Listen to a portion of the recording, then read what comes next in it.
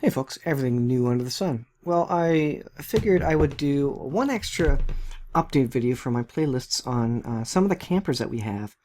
And one playlist that I didn't do a video for and do basic specifications of was for the Boler restoration playlist that I have on my YouTube channel. So I figured I would cap it off. Now we don't have the Boler anymore, but figured I would follow it up with some specs. So here, this is a 1977 Boler that was partially kind of fixed up when we got it. The windows weren't in, and we put the windows in it.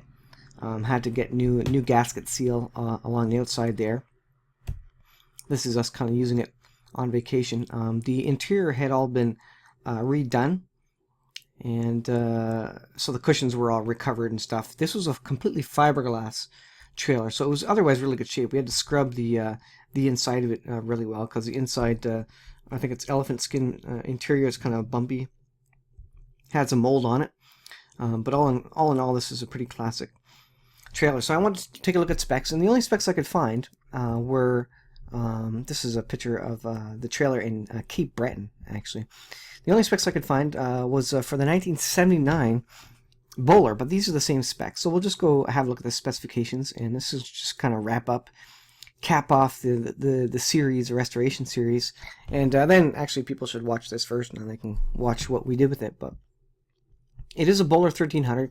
It was a base model. There are some upgrades, but this one didn't have any upgrades at all. I think you could get some extra storage doors along the bottom, outside exterior access to some of the storage bays and stuff. We didn't get that.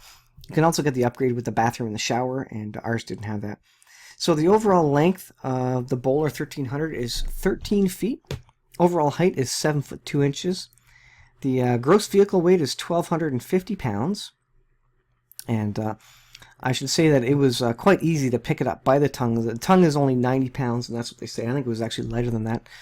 Especially if you put a little bit of weight in the back just to make it lighter, you can push the thing around your driveway just by lifting the tongue of it. So the tongue weight is 90 pounds. Hitch required is a Class 1 hitch. It does have one axle, so it doesn't need brakes, called rub and ride, I guess. Electric brakes were optional, so I think the law is currently that if you have 2 or more axles, then you need electric brakes. Ours did not come with electric brakes. The tires are 13-inch, 4.5 by 5 bolt pattern hubs. It sleeps 4 or 2. Now ours slept 4. The dinette folded out. Let me see if I can go to the picture here. The dinette folded out. That's funny. This looks like the top of our caliber is opening up. That's a van behind it. Let's see if I can find some interior images. I don't think I have any, actually.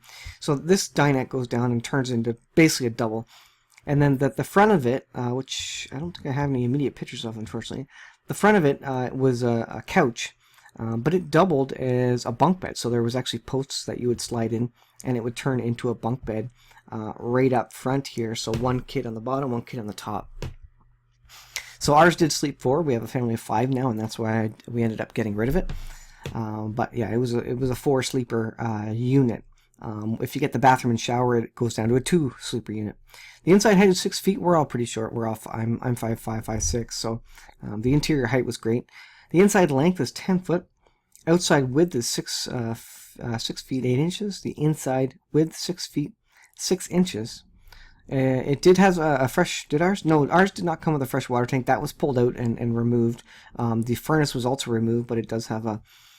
It originally had a furnace in it.